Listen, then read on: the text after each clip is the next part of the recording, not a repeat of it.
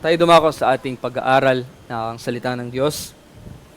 Buksan natin ang ating mga Biblia sa aklat ng Pahayag o Revelation. Babasahin natin ang buong chapter 1. At ang ating magiging key verse or verses ay nasa chapter 2, verses 1 to 7. Ganito ang sabi ng salita ng Diyos sa aklat ng Revelation chapter 1. Ang apokalipsis ni Jesucristo na ibinigay ng Diyos sa Kanya upang ipahayag sa Kanyang mga alipin ang mga bagay na kinakailangang mangyari sa madaling panahon. At Kanyang ipinaalam ito sa pamamagitan ng mga sagasig ng sagisag at pagsusugo ng Kanyang anghel sa Kanyang aliping si Juan, na siyang sumaksi sa salita ng Diyos at sa patotoo ni Jesucristo sa lahat ng bagay na nakita niya. Mapalad ang bumabasa at nakikinig ng mga salita ng propesiya at tumutupad ng mga bagay na nasusulat dito, sapagkat ang panahon ay malapit na. Si Juan sa 7 iglesia na nasa Asia, biyaya ang sumainyo at kapayapaang mula sa Kanya na siya ngayon, ang nakaraan at ang darating, at mula sa 7 espiritu na nasa harapan ng Kanyang trono, at mula kay Jesucristo na siyang saksing tapat, ang panganay mula sa mga patay, at ang pinuno ng mga hari sa lupa. Doon sa umiibig sa atin at sa nagpalaya sa atin mula sa ating mga kasalanan sa pamamagitan ng Kanyang dugo. At ginawa tayong kaharian, mga pari sa Kanyang Diyos at Ama. Sumakanawa ang kalwalatian at ang paghahari magpakailanpaman. Amen.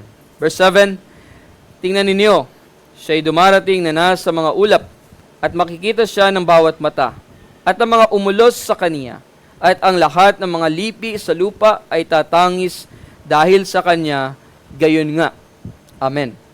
Verse 8, ako ang Alpha at ang Omega, sabi ng Panginoong Diyos na siyang ngayon at ang nakaraan at ang darating, ang makapangyarihan sa lahat.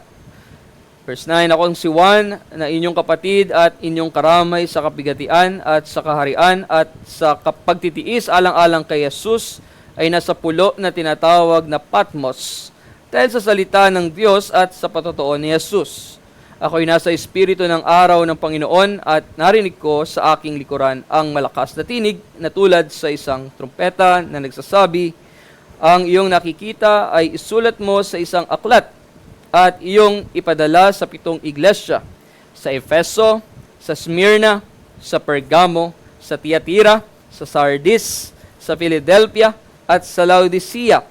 Ako'y lumingon upang makita kung kanino ang tinig na nagsasalita sa akin. At sa aking paglingon, nakita ko ang 7 gintong ilawan. At sa gitna ng mga ilawan ay may isang katulad ng isang anak ng tao na may suot na damit na hanggang sa paa at may gintong bigkis sa kanyang dibdib. At ang kanyang ulo at ang kanyang buhok ay mapuputing gaya ng balahibo ng tupa, gaya ng niebe. At ang kanyang mga mata ay gaya ng ningas ng apoy. At ang kanyang mga paa ay katulad ng tansong pinakintab na parang dinalisay sa isang pugon. At ang kanyang tinig ay gaya ng ingay ng maraming tubig. Sa kanyang kanang kamay ay may 7 bituin at mula sa kanyang bibig ay lumabas ang isang matalas na tabak na may 2 talim. At ang kanyang mukha ay gaya ng araw na matinding sumisikat. Nang siya'y aking makita, ako'y parang patay na bumagsak sa kanyang paanan. Ngunit ipinatong niya sa akin ang kanyang kanang kamay na sinasabi, huwag ka matakot, ako ang una at ang huli, at ang nabubuhay. Ako'y namatay at tignan mo, ako'y nabubuhay magpakailanman. At nasa akin ang mga susi ng kamatayan at ng Hades. Kaya isulat mo ang mga bagay na nakita mo, at ang mga bagay ngayon, at ang mga bagay na mangyayari pagkatapos ng mga bagay na ito. Ang hiwaga ng 7 bituin na iyong nakita sa aking kanang kamay at ang 7 gintong ilawan. Ang 7 bituin ay ang mga anghel ng 7 iglesia at ang 7 ilawan ay ang 7 iglesia. Ating susin talata sa verses 1 up to 7 ng chapter 2. Sa anghel ng iglesia sa Efeso ay isulat mo, ang mga bagay na ito ay sinasabi ng may hawak ng 7 bituin sa kanyang kanang kamay, na lumalakad sa gitna ng 7 gintong ilawan. Alam ko ang iyong mga gawa, ang iyong paggawa at pagtitiyaga, at hindi mo mapagtiisan ang masasamang tao, at sinubok mo ang mga nagsasabing sila'y mga apostol, ngunit sila'y hindi gayon, at natuklasan mo silang pawang mga sinungaling. Alam ko ring ikaw ay may pagtitiis at nagsikap ka dahil sa aking pangalan at hindi ka napagod. Ngunit ito ang hindi ko gusto laban sa iyo. Iniwan mo ang iyong unang pag-ibig. Kaya alalahanin mo kung saan ka nahulog. Magsisi ka at gawin mo ang mga bagay na ginawa mo noong una. Kung hindi, darating ako sa iyo at aalisin ko ang iyong ilawan mula sa kinalalagyan nito, malibang magsisi ka. Ngunit ito ang mabuti na nasa iyo. Kinapopuotan mo ang mga gawa ng mga Nicolaita na kinapopuotan ko rin. Ang may pandinig ay makinig sa sinasabi ng Espiritu sa mga iglesia. Ang magtagumpay ay siya kung pakakainin sa punong kahoy ng buhay na nasa paraiso ng Diyos. Purihin ang pagkabasa ng salita, makapangyarihang salita ng Diyos. Mga minamahal na kapatid sa ating Panginoong Hesukristo, nais ko itong itanong sa bawat isa sa atin. Ano po kaya ang sasabihin sa atin ng ating Panginoong Hesus bilang kanyang iglesia? Ano po kaya ang ituturo niya na kailangan nating baguhin, kailangan nating pagsisihan? Ano po kaya ang papuri na babanggitin niya patungkol sa atin?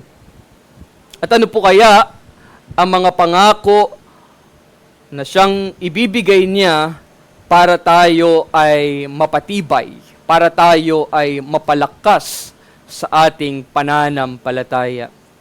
Alam niyo po, yung mga tanong na yon ay hindi na natin kailangan pang pag-isipan, kailangan pang pagdudahan, dahil sa mismong salita ng Diyos ay nagsalita ang ating Panginoong Hesus ng diretso.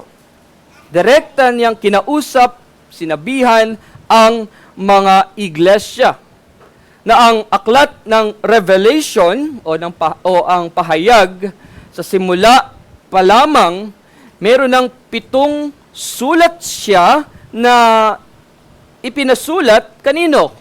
Pinasulat niya kay Apostle John. At ang mga sulat na ito ay para sa mga iglesia, una sa Efeso, sa Smyrna, sa Pergamo, Thyatira, Sardis, Philadelphia at Laodicea. Na sa bawat sulat, makikita natin, pinupuri ng ating Panginoong Hesus ang mga nananatiling tapat. Itinutuwid niya, on the other side, itinutuwid niya ang mga nalilihis. Kaya din pinapalakas naman niya ang mga nanghihina.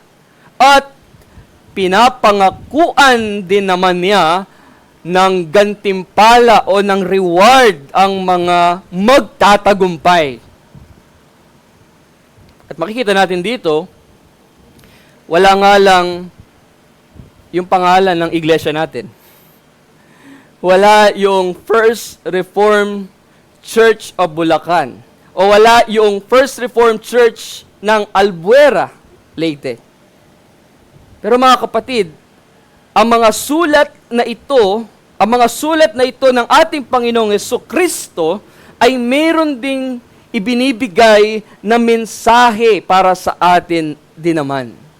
Na sa bawat verses, makikita natin na tinuturuan niya tayong magbantay, Tinuturuan niya tayong magsisi ng ating mga kasalanan. Tinuturuan niya tayo na magpakatatag sa ating pananampalataya. At tinuturuan niya rin tayo na tayo'y manatiling may katapatan sa ating paglilingkod sa Kanya. At una nga, titignan natin ang sulat ng ating Panginoon, ang sulat niya sa iglesia sa Efeso. At loobin ng Diyos, maisa-isa natin yung mga sulat na iyan. Pero sa ating pag-aaral ngayon, titignan natin muna ang sulat sa iglesia sa Efeso. Yan ang ating ginawang tema. At sa ilalim ng temang iyan ay meron tayong 4 muli na bibigyang diin o 4 na mahahalagang punto na siyang ating pag-aaralan. Una, papuri sa katapatan. Papuri sa katapatan. Pangalawa, puna sa nawalang pag-ibig. Pangatlo, panawagan sa pagsisisi. Pang-apat, pangakong gantimpala. Mamaya na tayo ma-excite doon sa pang-apat kasi pangako na gantimpala yon. Unahin muna natin ang papuri sa katapatan.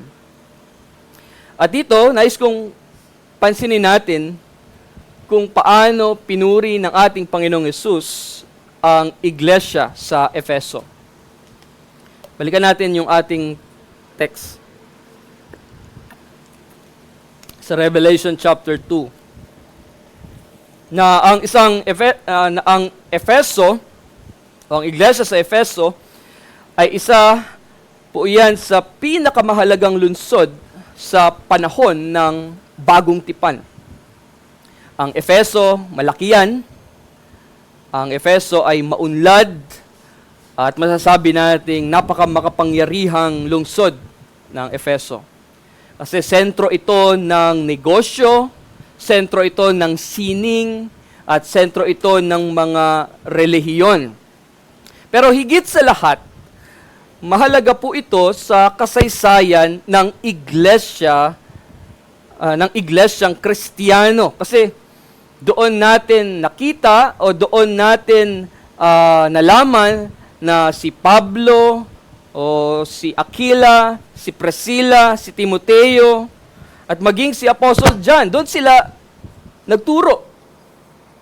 Kaya po, hindi katakataka na ito ang unang iglesia na kinausap ng ating Panginoong Hesukristo dito sa aklat ng Revelation. Pero, wag sana nating kalilimutan na sa kabila ng kagandahan ng lungsod, dito po natin din nakita o makikita na sa lungsod ng Efeso ay puno iyan ng idolatry. Lalo na sa pagsamba kay Artemis. Si Artemis ay isang diyosa ng mga Griego. At sa lungsod ng Efeso, doon ay puno rin ng mga huwad o mga false prophet o apostle. Puno ng mga huwad na relihiyong may halong okultismo o salamangka at exorcism o nagpapalayas ng mga demonyo. So, sabi natin na ang Efeso ay lugar na punong-puno ng maraming tukso, punong-puno rin ng maraming maling katuruan. So, yan ang Efeso. Kaya naman, kapansin-pansin, rito sa ating pag-aaral, pagamat ganon, pinuri sila ng ating Panginoong Hesukristo. Naroon ang pagbibigay ng commendation ng ating Panginoon sa iglesia sa Efeso. Sabi niya sa verse 2, Revelation chapter 2, verse 2, sabi niya, alam ko ang iyong mga gawa, ang iyong paggawa at pagtitiyaga. Sa gitna ng kasamaan, mga kapatid, hindi sila basta sumuko. Hindi sila basta nagpatalo. ang iglesia sa Efeso ay napakasipag. Sila ay mapagtiis. Sila ay mga naninindigan sa katotohanan, naninindigan sa pananampalataya. Lalo na kapag mayroong dumarating na maling katuruan. Sabi pa ng ating Panginoong Yesus, again sa verse 2, sabi niya, at hindi mo mapagtiisan ng masasamang tao, at sinubok mo ang mga nagsasabing sila'y mga apostol. Ngunit sila'y hindi gayon. At natuklasan mo silang pawang mga sinungaling. So, hindi po nila tinatanggap ng basta-basta ang sino mang dumarating para magturo sa kanila. Na kapag may nagtuturo, talagang ang ginagawa nila, sinusuri nila ang kanilang napapakinggan o sinusuri nila ang kanilang pinag-aaralan. Saan? Ayon. Ito, kung ito ba ay naaayon sa sinasabi ng salita ng Diyos. At kapag nakita nila na ang itinuturo sa kanilang harapan o yung kanilang pinapakinggan ay hindi nakaayon sa salita ng Diyos, o sabihin natin against ito o ito ay taliwas sa sinasabi ng salita ng Diyos, ang ginagawa nila, tinatanggihan nila yung mga taong iyon.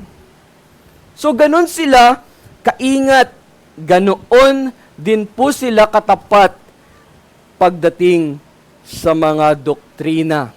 Yan ang Efeso. At sa sulat ni Pablo sa Efeso, wala siyang seryosong rebuke patungkol sa maling aral.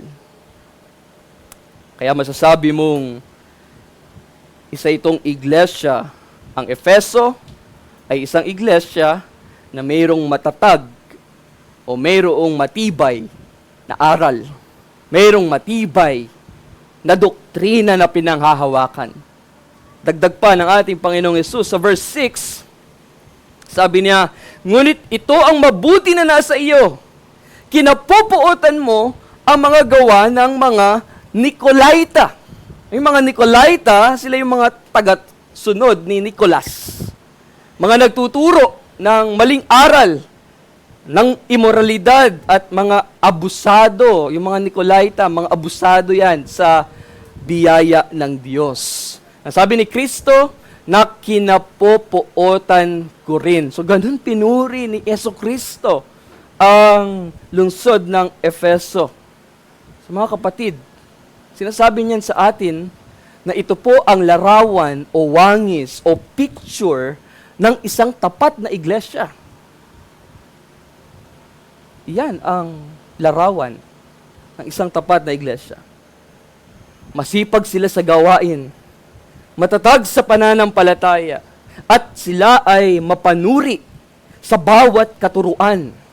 Hindi sila natitinag ng uso o ng emosyon, kundi matibay sila sa doktrina at matindi, ito'y nakakamangha, matindi ang kanilang pagkamuhi sa kasalanan, pagkamuhi sa kasamaan, at ang tanging sukatan nila ay walang iba kundi ang katotohanan ng sinasabi ng salita ng Diyos. Kaya ito rin naman, mga kapatid, para sa atin, ito ang panawagan ng Diyos sa atin ngayon. Sa gitna ng mundo na puno ng kasinungalingan, tayo po bilang isang iglesia ay tinatawag na maging gaya ng iglesia sa Efeso. So, ganyan pinuri ni Yesu Kristo ang Efeso, ang lungsod sa Efeso. Pangalawa, puna sa nawalang pag-ibig. Again, sa Revelation chapter 2, kung kayo naririyan, tingnan natin sa verse 4, sabi ng ating Panginoon, ngunit ito ang hindi ko gusto laban sa iyo. Iniwan mo ang iyong unang pag-ibig. Iniwan mo ang iyong unang pag-ibig. Isipin po ninyo, Ang isang iglesia na punong-puno ng tamang doktrina, nangahawakan sa 5 solas, ipinapangaral ang tulip, total depravity of man, unconditional election, limited atonement, irresistible grace, perseverance of the saints. Nariyan din ang covenant of grace. Nariyan din ang providence of God. Nandyan din ang end times.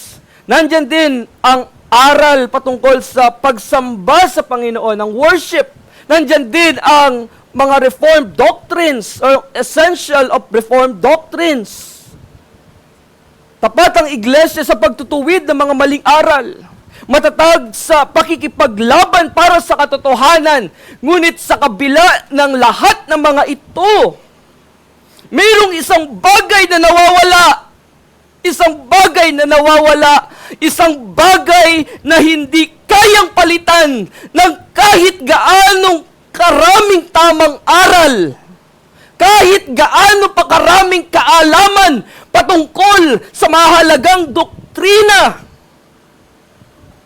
Ang kanilang unang pag-ibig ay nawala.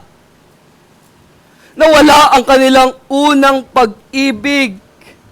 Na alam natin na noong simula, nag-aalab ang iglesia sa Efeso. Noong nangaral si Pablo sa kanila, tumugon sila ng may sigasig. Iniibig nila ang Diyos. Iniibig nila ang isa't isa. At may malaking malasakit sila sa mga nawawala na mga kaluluwa. Pero sa paglipas ng maraming panahon, ang alab nila ay unti-unting namatay. Na ang dating mainit na pag-ibig nila sa Diyos ay biglang lumamig. Nalamig sila sa paglilingkod sa Diyos. Mga kapatid, hindi po ba posible ring mangyari ito sa atin? Posibleng mangyari ito sa atin. Na minsan sobrang nakatutok na tayo sa mga aral, tamang aral. Pero unti-unti pala, nagiging matigas ang ating puso. Nagiging palapon na tayo. Nagiging mapaghinala tayo. At wala na tayong pakialam sa damdamin ng iba. Tandaan sana natin na hindi natin pwedeng paghiwalayin ang doktrina at pagmamahal sa Diyos. Mahalaga sa Diyos ang pag-ibig. Hindi natin pwedeng sabihin, basta tama ako sa aral, okay na, ayos na ang lahat sa akin. Hindi. Hindi po pwede yung ganon. Di ba lagi natin naririnig, sinasabi sa atin, dahil ang tamang aral ay dapat magbunga ng tamang pamumuhay. Ang mayroong tamang doktrina, magmamanifest sa kanya yung tamang pamumuhay. Because sound teaching or doctrine should produce right living. At ang pamumuhay na ito, mga kapatid, ay dapat mayroong kababaang loob. Ang pamumuhay na ito ay mayroong pagpapakumbaba. Mayroong malasakit at higit sa lahat, mayroong tunay na pagmamahal. Yes, maaaring abala tayo sa pagprotekta sa mga aral ng reform. Pero ang tanong rito, minamahal pa ba natin ang ating kapwa? Minamahal pa ba natin ang ating iglesia? Minamahal pa ba natin ang nawawalang mga kaluluwa? Naglilingkod pa ba tayo dahil mahal natin si Kristo? O naglilingkod na lang tayo kasi nakasanayan na eh. Pag linggo, pupunta na lang ako sa church, ganun na lang. Paalala niya sa atin, paalala ng salita ng Diyos, ng ating Panginoong Jesucristo mismo, sinasabi niya, balikan natin ang ating unang pag-ibig. Balikan natin ang ating unang pag-ibig. Muli nating pag-alabin ang ating puso. Mga kapatid, huwag nating hayaang mamatay ang apoy. Alab ng pagmamahal natin sa Diyos. Pagmamahal natin kay Kristo. Pagmamahal natin sa gawain ng Diyos. Kaya sa pangatlong punto, panawagan niya na magsisi. Panawagan sa pagsisisi. Sabi niya sa verse 5, sabi ng ating Panginoon Jesucristo sa iglesia sa Efeso, sa verse 5, alalahanin mo kung saan ka nahulog. Kung saan ka nahulog.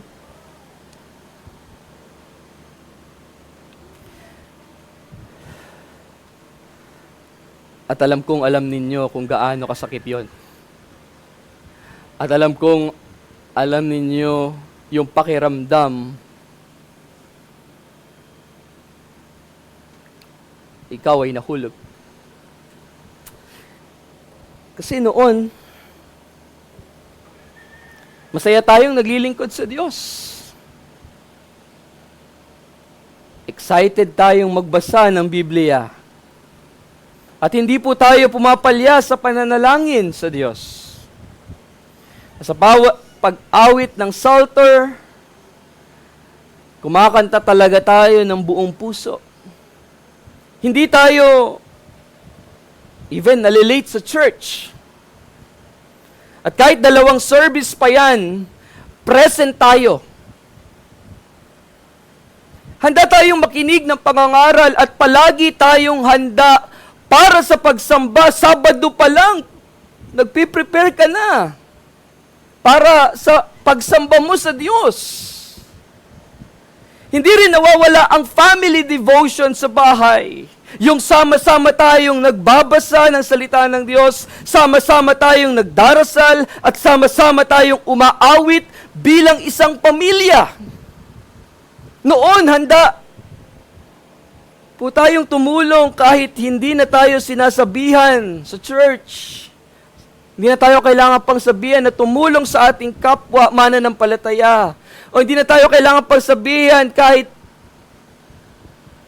sa mga simpleng bagay. Pero ngayon, ilan lamang po yun? Sa mga paglilingkod natin sa Diyos na kung saan tayo nahulog. Pero ngayon, pagbalik na rin ko lang, parang unti-unting naglaho ang ating init sa paglilingkod. Ang dating apoy, parang naging baga na lang. Na sa pagsamba natin sa Diyos, andito nga tayo, pero ang isipan naman natin ay kung saan-saan napupunta o kung saan-saan napapadpad. Minsan, late na tayong dumating. Minsan na may absent na. Iba na mga naka-online ngayon, sa anumang kadahilanan,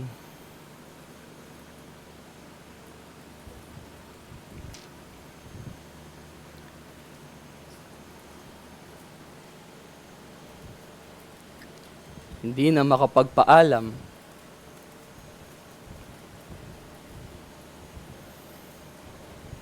Ang pag-awit ng Psalter, parang kinakanta na lang ito ng ating bibig, hindi na ng puso.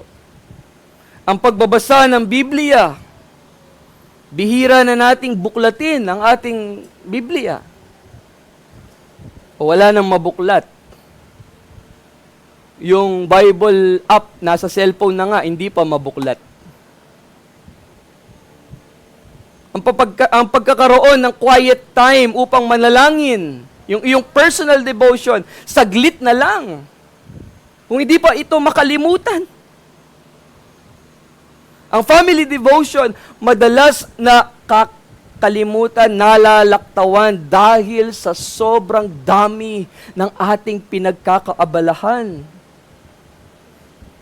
Hindi na tayo mainit at hindi na rin malamig. Ang nangyari na sa atin, naging maligamgam na tayo. At kung tapat tayo sa ating mga sarili, alam nating hindi ito ang kalagayang nais na mangyari ng Diyos para sa atin. Kaya kung ito ang ating na-experience, kung ito ang ating nararanasan ngayon, o kung ito ang nararamdaman mo, kinakausap ka ng Banal na Espiritu ngayon, ang sinasabi sa iyo, pakinggan mo ang malungkot pero mapagmahal na paalala sa atin ng ating Panginoon. Ang sabi niya, alalahanin mo kung saan ka nahulog. Dagdag pa ng ating Panginoon, again sa verse 5, magsisi ka at gawin mo ang mga bagay na ginawa mo noong una. Babalikan mo. At take note, rito sa ating pinag-aaralan, mayroong babala riyan ang ating Panginoong Hesus.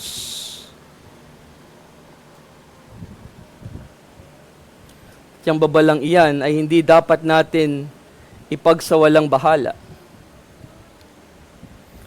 Sabi niya sa verse 5, again, sa verse 5, dahil kung hindi, sabi niya, darating ako sa iyo, at aalisin ko ang iyong ilawan mula sa kinalalagyan nito, malibang magsisi ka.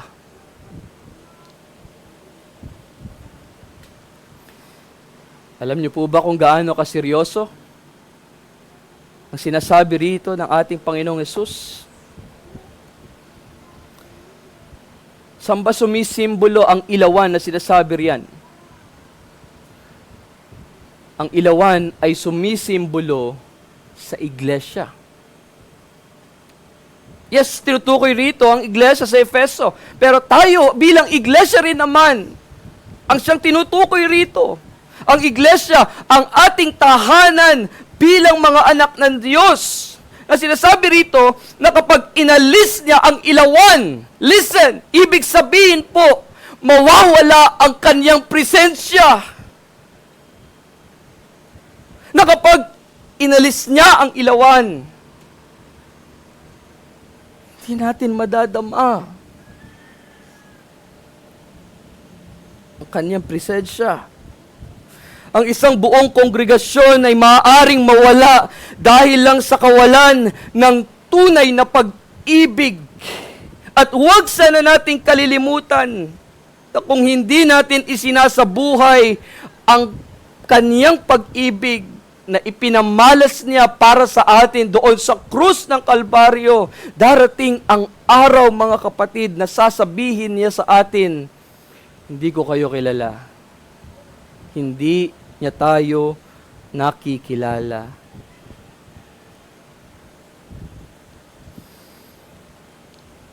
At ang pang-apat na punto, pangakong gantimpala.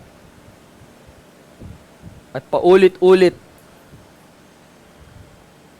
pagka binasa ninyo yung mga mensahe sa mga iglesia, paulit-ulit na sinasabi, nire-remind, sinasabi o pinapaalala ni Jesucristo sa bawat sulat niya sa mga iglesia at sa ating iglesia rin naman sa verse 7, sa Revelation chapter 2 verse 7, ang may pandinig ay makinig sa sinasabi ng Espiritu sa mga iglesia. Hindi po ako yung may sabi niyan. Hindi ang mga office bearer natin ang may sabi. Kundi ang salita mismo ng Diyos. Ang Diyos po mismo ang nagsalita. Ang sinasabi niya, makinig. Kasi sa pamamagitan ng pakikinig sa Kanya, doon po nagsisimula ang sinasabi diyan sa talata ng tunay na tagumpay. Sabi niya, doon sa magtatagumpay, di ba? Sabi niya, sa verse 7, ang magtagumpay ay siya kong pakakainin sa punong kahoy ng buhay na nasa paraiso ng Diyos. Ang ibig sabihin diyan, doon sa magtatagumpay, sila yung mga taong hindi lamang lumaban sa kasalanan, o hindi lamang sila yung mga tao o mga mananampalataya o mga iglesia na lumaban sa kasalanan, sa mga pagsubok, sa mga maling katuruan, higit sa lahat, sila na mga lumaban sa panlalamig ng kanilang puso.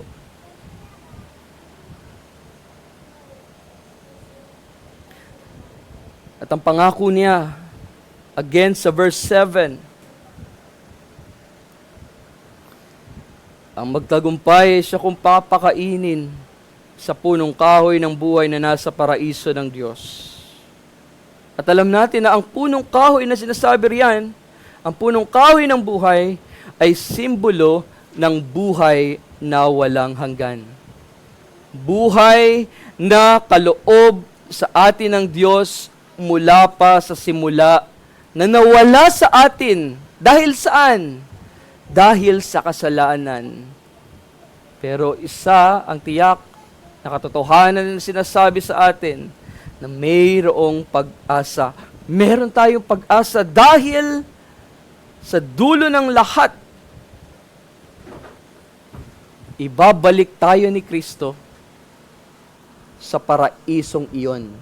Ang sinasabi riyan, ang magtagumpay siya kung pakakainin sa punong kahoy ng buhay na nasa paraiso ng Diyos. Yung paraisong yun, yun yung kanyang inihahandang bagong langit at bagong lupa.